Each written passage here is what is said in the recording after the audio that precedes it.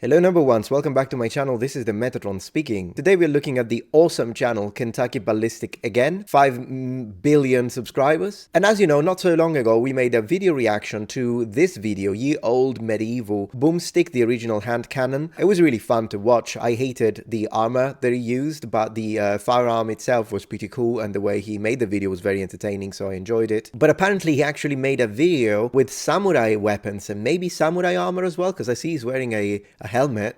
Talking about that, wait, he's gonna have a helmet and I don't? Wait a second. Now we're talking. Now Shad on Shadiversity channel has already made a reaction to this and he seems to be pretty happy with it. I haven't watched his reaction, but without further ado, let's check it out. Ooh. Okay. Oh my gosh. That's a beheading right there. Look at this guy. Oh my god, how did he find... Almost the same hue of red. This is a little darker. But I mean, cool. Come on, man. We need to get this man a full red samurai armor. Could you imagine? What's up, everybody? My name is Scott, and you're watching Kentucky Ballistics. And not too long ago, we did a video where we tested out modern armor against medieval weapons. Well, I personally had a lot of fun filming that video, and you seem to enjoy it as well. So now we are going to try out some other weapons against modern armor, specifically samurai weapons. Today, I would like to begin my pedanticism, of course, because I am pedantic and I embrace it. I love it when people try to use it as an insult against me. You're so pedantic. I'm like, yeah, pedantic, yeah, Metatron pedantic. It goes together, it's a set. The katana that he's holding here, we'll have to see if we can figure out who made it. Maybe they put a link in the description. But it's not really a samurai weapon. Non-samurai were using katana too, at least until a certain time period in which then it becomes a legislation. But then again, I mean, Ashigaru who are not samurai can use katana, so the daisho, so the combination of katana and wakizashi worn on the side usually is a symbol of the samurai class. volunteer is a ballistic dummy lab zombie torso. This thing has life like flesh, bones, organs, and is zombified with green blood, and he's going to be decked out with some premier body armor. This is a level 3A vest. Okay. It's rated up to 44 Magnum. That is soft armor, and he has a premier body armor armored helmet, which is also rated up to 44 Magnum. Today, very cool. Love the explanation. We know that when it comes to medieval stuff, I mean, it's entertainment. So, of course, it's not like he's not the to-go guy when it comes to getting information, reliable information on how medieval armor and weapons functioned and were used. But I think it's pretty obvious and self-explanatory, so nobody comes here to learn medieval history. With that being said, he seems to really know what he's talking about whenever it comes not only to firearms, but even when it comes to this, and which I like. So that's very cool to see him in his own environment, if you will. Also, I have a question. I know that they make the blood green because if the blood is red, then, you know, I think YouTube censors it. But what about the organs? Like, if this thing gets disemboweled and they take his heart off, is the simple fact that the blood is green enough? I mean, I don't know. Here's armor hold up to some ancient weapon technology. Very cool. You should leave a space of one hand, one fist, in between the two hands when you hold a two-handed weapon. Whether it be the katana, whether it be a longsword, that's the idea. I am very excited about today's video, so let's go get set up and get started. Let's go. Today I have several traditional samurai weapons, but we're going to start out with something that's not so traditional. These are throwing stars. Yes, I know samurai warriors did not use throwing stars, but you don't have an authentic samurai helmet, so you don't get to make the rules. I'm going to have some fun with it. Hey, that doesn't work with me, mate. It's here. Plus the historical shuriken, so the ones that look more like knives, the samurai may have used those since they are taught in Katori Shinto-ryu, so there is that. But yeah, these throwing stars are more of a, they're for fun, it's not a problem. First, we're going to hit this gallon of water, see what kind of damage we do. Let's go. I'm not really sure of the proper he's gonna hit. technique. He's going to hit. Yeah. Oh, my helmet got in the way. Oh! Ooh. That's Very nice. One thing about the helmet getting away in the way, there is something we can do about it. If you look at the way, for instance, as I was mentioning, Katori Shinto-ryu, they have this technique called makiuchi. Right? Now, if you notice, I pulled up a professional because, of course, did some Katori Shinto-ryu, but I wouldn't use myself. If you see how it loads or charges the attack a bit to the side, isn't it? I think one of the reasons is to not interfere with the mairate, so the decorations that I don't know where I put because I moved, so give me a break, it's probably in a box, but the decoration that you have on the helmet and also these parts here, so you do have more mass. And I think people and warriors, when they are in full armor, they have to take into considerations readjusting a little bit the way they do their moves or they execute their techniques, because now there is extra mass. So it is possible that one of the reasons why makiuchi is done the way it's done in the Katori Shinto-ryu style, which is a very old style, could have to do with the idea of avoiding precisely what just happened to him. That's pretty bad. I would not want to be hit with that. Yeah. Look, it's stuck in the table too. Now let's see what happens when we hit the body armor with it. Yeah, I missed it. Up.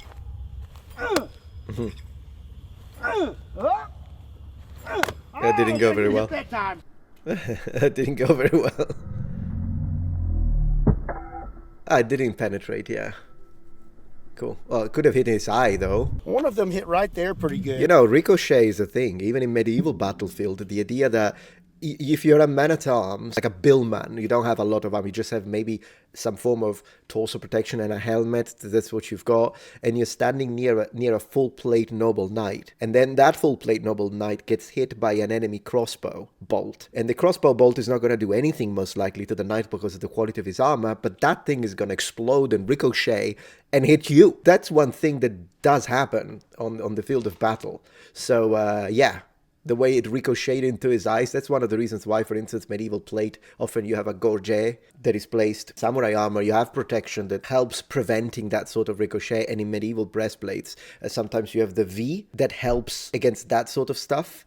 So something that it was protected, but then it's redirected to your throat. That's why you have the V on medieval breastplates. But, I mean, it did absolutely nothing to this body armor. I believe one bounced up and hit him in the face. Maybe try point blank. What kind of plates does he have inside there? Is it steel? Is it ceramics? I wonder. Yeah, we did pretty much absolutely nothing. I see now why samurai did not use throwing stars. Throwing stars not so effective. So let's go ahead and move on to our more traditional samurai weapons. And we're going to start out with a katana. So one of the biggest complaints I got from you all on the medieval video was that I was using cheap knockoff weapons. So today I have slightly better weapons. I got this off of Amazon, but it is T10 steel, it is clay tempered, and this thing was about $200 hairs. Before we slice him, well, I appreciate that he listens. I like this, that he listens to comments made by, feedback, let's put it this way. I appreciate that. So that's cool. At least this is not a $15 or a $60 cheap cosplay katana. It seems like it's a much better. Let's see. He says Amazon. If he says where he got it, that would be nice, but I don't think he does. I think Shad and Tyrant mentioned that this katana was made by Romance of Men. I think this is a website, and I'm trying to see, because this one is $200. Maybe this is it. Is it green? Let me see if the hilt is green. Or maybe I found it. No, the hilt is more of like an orange brown. All right, these appear to be more like maybe one of these. It's possible. Ooh, that's a nice one. Look at that. I like this blue one. I'll have to see if I can get this. I shouldn't have looked at this website. Now I'm gonna buy something. Non-sponsored. If you do want to sponsor me though, it's a possibility, Romance of Men. I'll consider it. Shoot me an email. It was about $200 hairs. Before we slice him, let's see what happens if I slice this water jug. Sounds fair. Let's go. Okay. Yeah. Yeah. I'd say that's pretty sharp. Let's slice the arm. Not only it's pretty sharp, but you have to consider this. He is not trained. So it's very likely that he'll get the technique wrong, the torsion wrong, the edge alignment wrong. And if it's still cut cleanly, that actually speaks well for the sword, because it means it's more forgiving. To this point, I want to say the sword seems legit. Here we go. Oh, did it bend? He went too strong.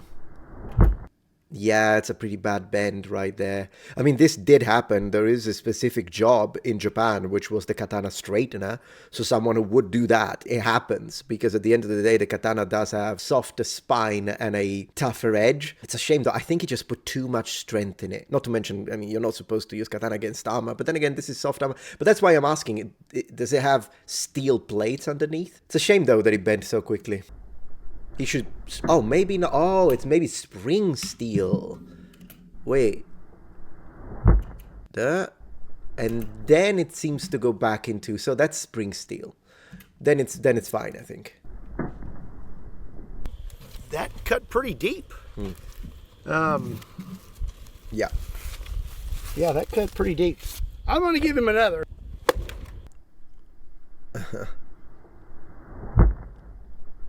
Yeah, I think it's spring steel, looking at it.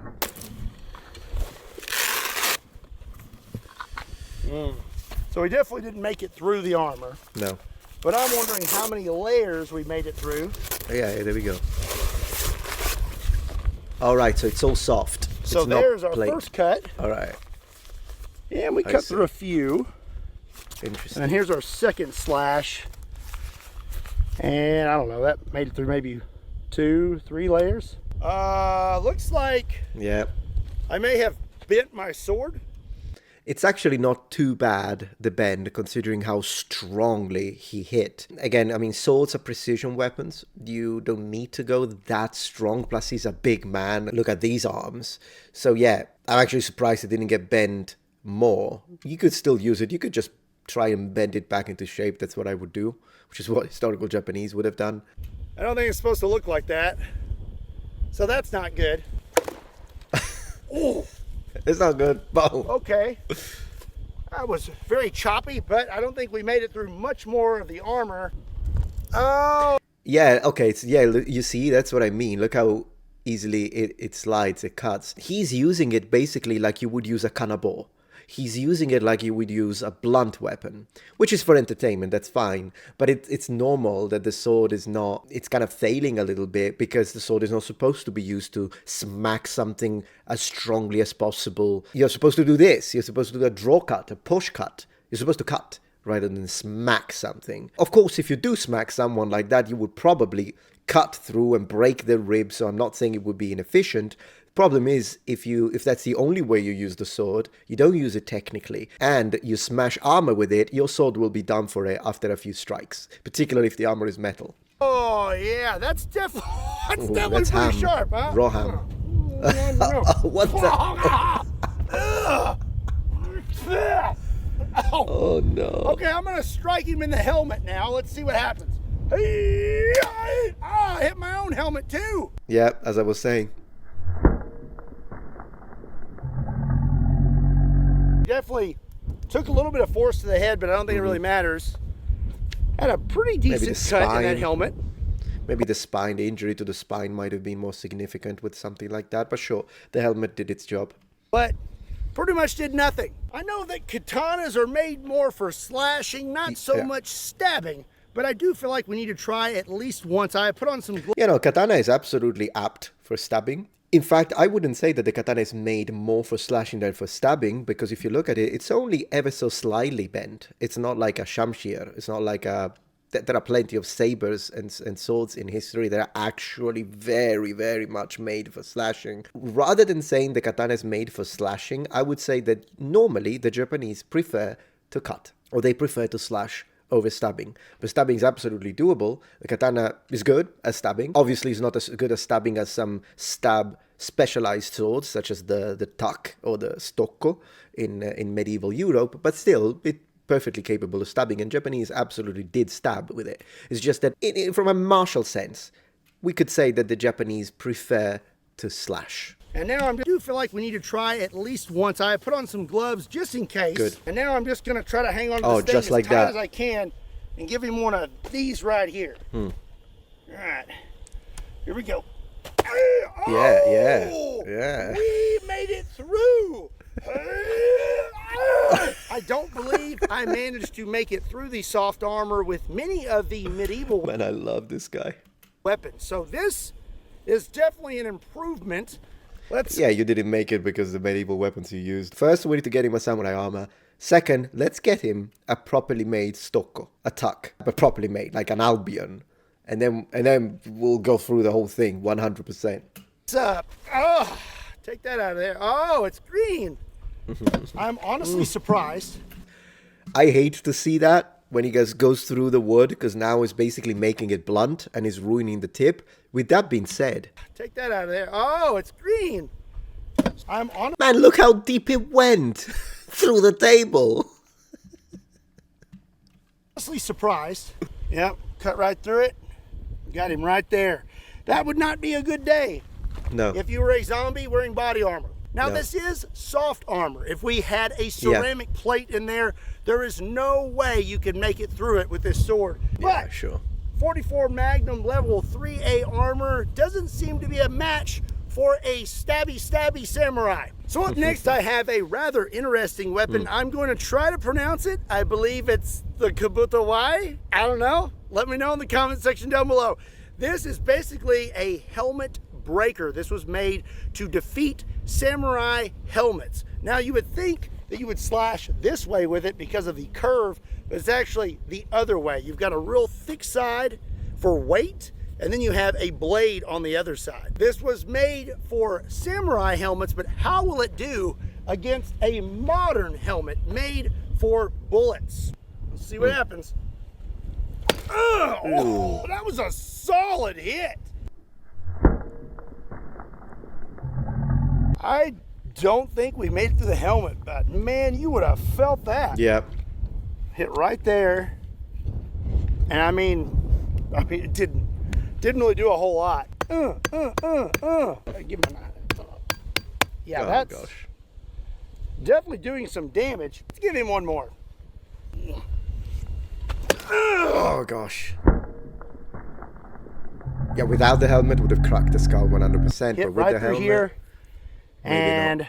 didn't do a whole lot of damage to that helmet. So the traditional helmet breaker did not do much damage. So now let's try one that's not so traditional. Okay. This is a Louisville Slugger made in the great state of Kentucky. Man, did you hear the sound of that? I would argue that would hurt a lot more than getting hit with the traditional one. Let's give him one more, shall we? You should compare it with the Kanabo if you really want to have that kind of experience. Oh! I love his commentary sound. Oh, got a crack. All right, let's move forward because I want to see the Japanese weapons. What have we got? Oh, that's the one I want to see. Okay. And he broke it.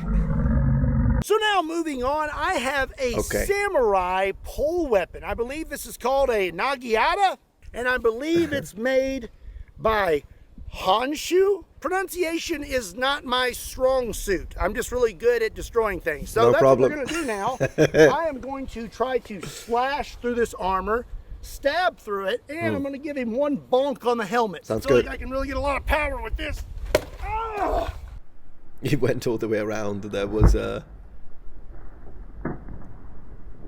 good for a video game That strike. sliced it pretty good, but not really that good. Let's give him a bonk on the head. Right. Right there. I wish instead of holding it from maximum range, he would hold it a little further up for more control. Oh, for a moment I Give thought he him one broke. more. Boom. Still pretty good.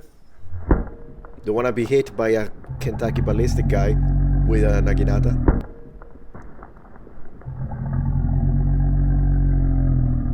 I still don't know if it's more force than the Louisville Slugger, but man, you did some damage to that helmet. I would argue that did more cutting damage than the Katana did.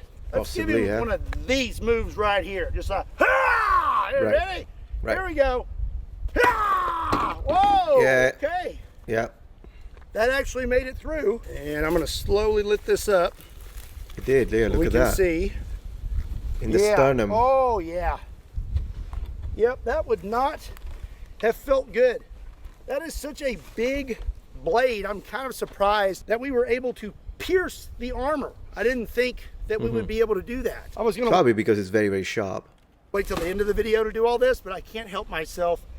I want to see what would happen now if you got slashed with this and you did not have on soft armor. Oh my goodness! Holy cow! Is the video gonna get demonetized? Am I gonna get a yellow $sign for this? I don't know.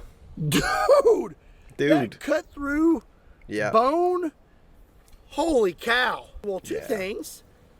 That is terrifying, and two, that body armor is pretty darn tough. You know, if you want to learn how to work on big things. As usual, I don't want to react to the whole thing. I don't want to take the view from him, so there are going to be other weapons that he uses that you should totally check out, but I have to see this. I have to see this. Of his zombie torso, my katana is bent, so I think this is probably my best bet. Right. Let's go. He's gonna do it. He's gonna do it. One shot. 100%. Yeah. Okay. Ooh! Executed. Oh my gosh! Okay, I think the pole sword wins. Yeah. It's actually not wrong to call it a pole sword, really, because that's what it is. Pretty much. Wow. That's the end of that. System shutdown. Criminal has been executed. I don't think it would matter if you were wearing a helmet if you were in that scenario. It would, because helmets can provide protection for the throat to avoid that. Interestingly enough, however, there are samurai scrolls from the Sengoku period that instruct how to do that. So the idea is they tell you when you are trying to behead an enemy.